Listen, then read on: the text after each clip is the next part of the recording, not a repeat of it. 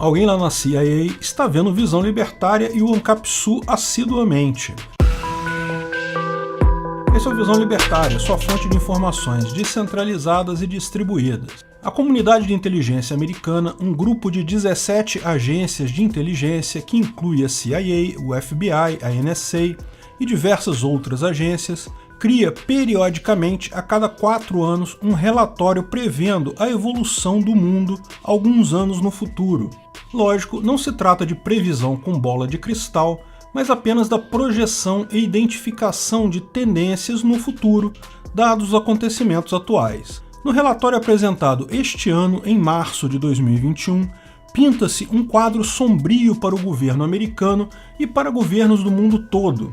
Mas eu, de fato, vi um lindo mundo anarcocapitalista surgindo nessas previsões. Mas antes de entrar nas previsões de 2021 para 2040, é interessante ver os relatórios passados. Esse já é o 7º relatório. Isso tem alguma substância? Ou é apenas um monte de burocratas chutando coisas aleatórias para ticar atividades na to-do list deles? Bom, certamente é um monte de burocrata ticando atividade na to-do list deles, mas a dúvida continua. Conseguem gerar algo de valor ou não? O relatório anterior foi liberado em janeiro de 2017 e se chamava Global Trends Paradox of Progress, ou seja, Tendências Globais, o Paradoxo do Progresso. Ao contrário do relatório lançado este ano, que fixou a data de 2040, o anterior não estipulava uma data para suas previsões, apenas buscava apontar tendências do futuro.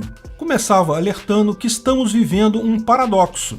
A revolução da informação estava mudando o mundo de forma muito significativa, o que poderia trazer mais incerteza, mas também mais oportunidades para o mundo. A primeira previsão do relatório de 2017 é que haveria a diminuição do crescimento da economia global e isso levaria a um aumento de conflitos entre países, mas conflitos de natureza diferente da tradicional, principalmente terrorismo, separatismo e guerras proxy, o que de fato vimos acontecer na Síria, na Ucrânia e em vários outros países. Apontaram ainda que câmaras de eco gerariam realidades paralelas que dificultariam a negociação, trazendo poder de decisão para grupos menores e locais. Isso poderia gerar a radicalização de vários grupos políticos domésticos e internacionais. Acertaram novamente. Mas, seguindo as previsões do relatório de 2017, estados vão continuar relevantes, diziam eles. A China e a Rússia vão ter papel cada vez mais importante na geopolítica mundial. Essa era fácil de prever, né? Esses países já vinham num aumento significativo de importância em 2017. De qualquer forma, eles acertaram. Além disso, esperavam cada vez mais imigração, pessoas buscando melhores oportunidades e aumentando a competição pelo emprego, trazendo mais dificuldades para o Estado. Segundo eles, havia 3 cenários possíveis para os anos seguintes. Novamente, lembre-se, estamos falando de um relatório de 2017. No primeiro cenário descrito, chamado Ilhas ou Island, os países passariam a se fechar em nacionalismo, evitar comércio exterior e buscar o protecionismo cada vez mais. Outro cenário foi chamado de Orbits ou órbitas, que seria a criação de grupos de países orbitando em torno de uma potência regional, notoriamente o Ocidente em torno dos Estados Unidos e o Leste em torno da China. Finalmente, o cenário Communities ou comunidades, eles viam um aumento cada vez maior de comunidades e grupos privados de interesse e a diminuição do poder dos estados. Controle está se tornando mais difícil, concluem eles. Finalmente, fecham o relatório confirmando o paradoxo. Ao mesmo tempo que o governo enfrenta riscos, enfrenta também a oportunidade para investir em infraestrutura, conhecimento e relações que permitem gerir melhor crises de qualquer tipo, crises econômicas, ambientais, sociais ou cibernéticas. Olha só, eles estavam esperando uma grande crise, hein?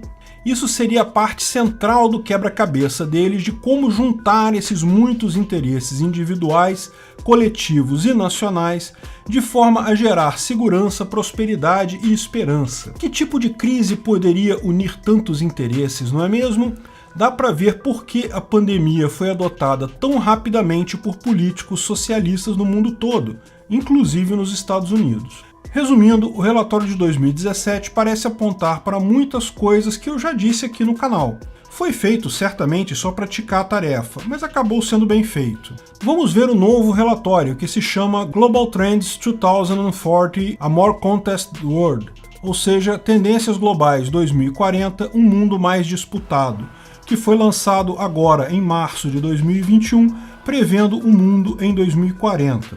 O que essa turma de burocratas resolveu fazer para justificar o salário nababesco deles. A mudança de tom é clara, um futuro mais disputado, ou seja, se o passado era um paradoxo, poderia ir para o bem ou para o mal, claramente na visão deles o mundo foi pelo pior caminho. Veja, é preciso entender que eles estão falando pelo Estado, eles são estatistas, eles estão vendo esse mundo sombrio para eles. Para nós libertários, a visão é o contrário. Nós sabemos que o Estado caminha para a ruína completa dessas estruturas de poder em poucas décadas. Para quem está ligado ao Estado, lógico, isso vai ser um problema. Mas não tenha dúvidas, é o caminho do ancapistão. Nós já fizemos vídeos aqui no canal explicando isso. Lógico, eu estou brincando ao dizer que eles assistem ao canal e copiaram minhas previsões, porque, na verdade, o ponto central aqui é o que eu tenho afirmado. Essas opções de fim do Estado não é algo tão controverso, não. A ideia do custo de transação que eu expliquei no vídeo, porque o Estado vai desaparecer, é teoria econômica básica e já tem vários papers derivados dessa ideia apontando para essa possibilidade. Se não o fim completo do Estado, a diminuição expressiva do poder deste. Veja o que diz esse relatório do Global Trends na parte das dinâmicas emergentes. A diminuição do crescimento econômico e ganhos em desenvolvimento humano vai levar a grandes segmentos da população a se sentirem menos seguros sem confiar em instituições como o governo. Sim, é lógico que um relatório deles não iria levantar as razões reais. A diminuição do custo de transação naturalmente faz com que pessoas que confiam no governo percam dinheiro e pessoas que contornem o governo tenham vantagem econômica no longo prazo com muito menor possibilidade de retaliação violenta do governo. E eles seguem. Pessoas estão gravitando em torno de grupos com pensamento similar. O que, eles dizem mais adiante, é um desafio para a democracia. Sim, é um fato. Como eu já disse em outros vídeos, sempre houve lado perdedor em eleição. Pessoas ficavam chateadas, mas seguia-se em frente. As pessoas passavam a se preocupar com outros assuntos. Cada vez vemos menos isso. Não importa quem ganhe uma eleição, os grupos derrotados não vão aceitar essa derrota.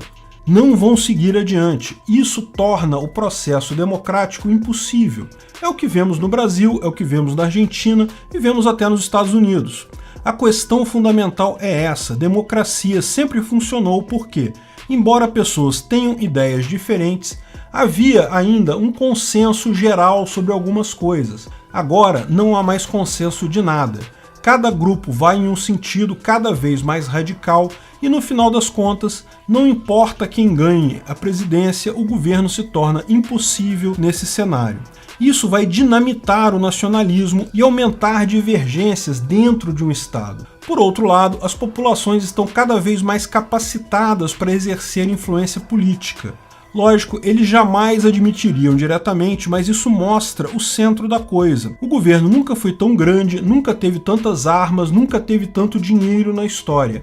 Ao mesmo tempo, nunca foi tão pouco poderoso, teve tão pouca capacidade de impor sua vontade como agora. Pode-se ver o quão preocupado está o relatório em esconder suas reais preocupações que, em momento algum, as palavras Bitcoin ou cripto são ditas nele. E, queira você ou não, se tratam das maiores revoluções nessa área que impactam toda a sociedade humana. Mas não é só esse o pessimismo deles. O enfraquecimento dos estados, segundo o relatório, pode levar ao enfraquecimento das Nações Unidas e organismos internacionais. E esse é um ponto controverso. Eu já expliquei em alguns vídeos que a informação descentralizada e distribuída garante que estruturas hierárquicas terão menos poder. Mas é um fato que muitos líderes mundiais muitas vezes veem a globalização total, um governo mundial, como uma saída. uma saída para um desafio que estamos claramente enfrentando, a fragmentação do ordenamento jurídico que tende a se acentuar cada vez mais. O que significa isso? Bem, por que as leis são feitas por territórios? Por que o Brasil tem a lei dele, os Estados Unidos tem a lei dele, a China tem a lei dela? Porque a maior parte das relações interpessoais e, portanto, dos conflitos se dá em um mesmo território definido. Isso facilita a aplicação da lei. As leis criminais são as mesmas em todo o Brasil, por exemplo. À medida que as pessoas começam a fazer negócios com mais empresas no exterior, compram coisas da AliExpress, contratam data centers nos Estados Unidos, prestam serviços para empresas europeias, mesmo morando no Brasil, você acaba tendo a situação em que as relações não obedecem mais à lógica espacial. Já existem leis diferentes imperando nessas relações. Isso significa que a lei nacional perde força. Para este problema, existem duas soluções: o anarcocapitalismo, na forma da sociedade de leis privadas, ou o governo global, com um ordenamento jurídico único. Muitas pessoas, principalmente os socialistas, buscam por essa segunda opção, mas, como eu já expliquei, pelo motivo da ineficiência econômica, a solução fatalmente será a primeira, a sociedade de leis privadas. Caso você não saiba o que é a sociedade de leis privadas, veja o vídeo O que é a sociedade de leis privadas lá no canal Ancapsu Classic. E o relatório dos caras concorda comigo.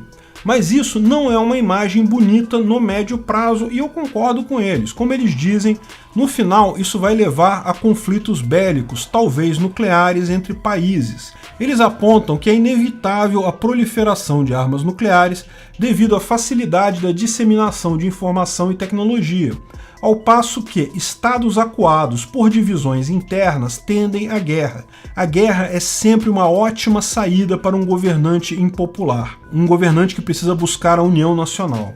O mais curioso do relatório são os cenários de futuro que ele vislumbra. Ele vislumbra 5 no total. O primeiro é o renascimento da democracia. A união do mundo todo em torno do combate à Covid leva a um aumento da cooperação e união do mundo em torno disso nos 10 anos seguintes. Sim, esse é o sonho molhado dos socialistas. Parecem as mesmas palavras do Fórum Econômico Mundial na sua busca pelo grande reset mundial. Mas se você prestou atenção ao relatório deles, vê que esse ponto é um cenário sem sentido. Eles colocaram aqui apenas para ser um balizador do melhor cenário possível. O segundo ponto é o contraponto a este, é o que eles colocaram como o pior cenário possível na visão estatista deles.